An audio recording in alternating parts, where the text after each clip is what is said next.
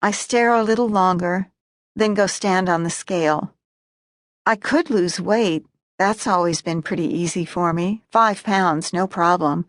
I can lose 5 pounds in a week. I put my lipstick on carefully. I could get some good mascara, too. I stop for coffee on my way to Rose's. My favorite Dunkin' Donuts is just at the end of my block. It's always open, owned by a 3-generation Russian family that barely speaks a word of English, but they are all remarkably friendly. Once, when I was having trouble sleeping, I walked down there in the middle of the night in my pajamas, sweatpants and t-shirt, who could tell, and I shot the breeze with the mother, Katrina, who works nights with her husband. The grandmother works mornings, the daughter evenings. The husband was in the back making glazed donuts, and the wife sat down with me and had a cup of cocoa. We didn't talk a lot, but our eye contact was comforting. Katrina did say, "Where's your dog?" And I told her Frank was sleeping. He was, too. He wouldn't get up. This morning, the shop is crowded, but I see that the grandmother has 2 girls helping her. I open the car door, say, "Stay, Frank," and then remember he's not with me. I don't bring him when I have to admit someone. Filling out all the forms takes at least an hour. And of course you don't want to bring your dog until you've asked the patient if it's all right. Rose Banovitz is afraid of dogs, but all my other patients really like him. I told my agency they should put Frank on the payroll. Once, they did.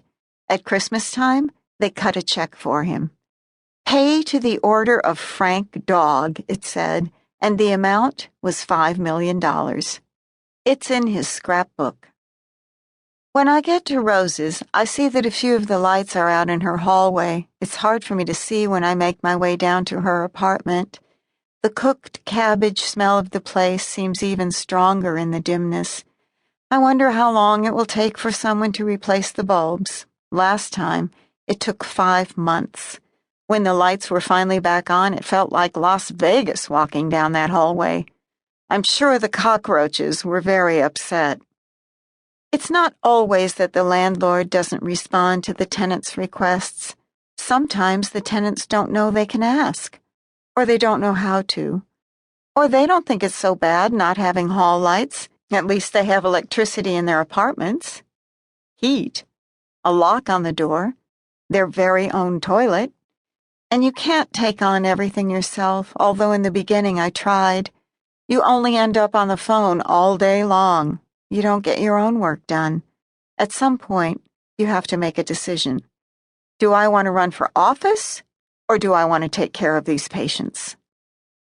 Rose is in her slip when she answers the door, her nylons rolled to her knees, one blue plastic slipper on.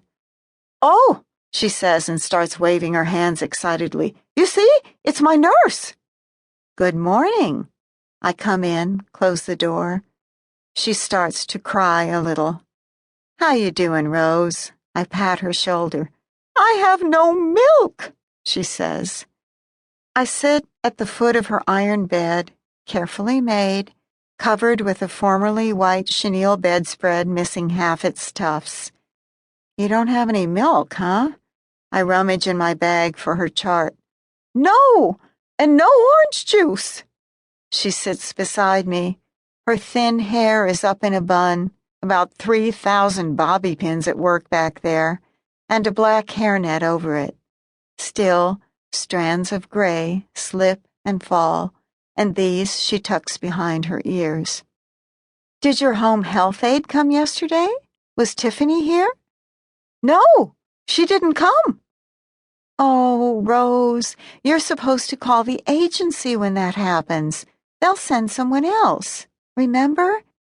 The number is on your refrigerator."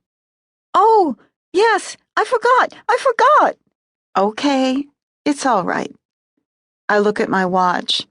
I can call the home health aide and listen to a lot of bullshit, or I can call my agency and listen to a lot of bullshit, or I can take care of this problem myself and save a whole lot of time.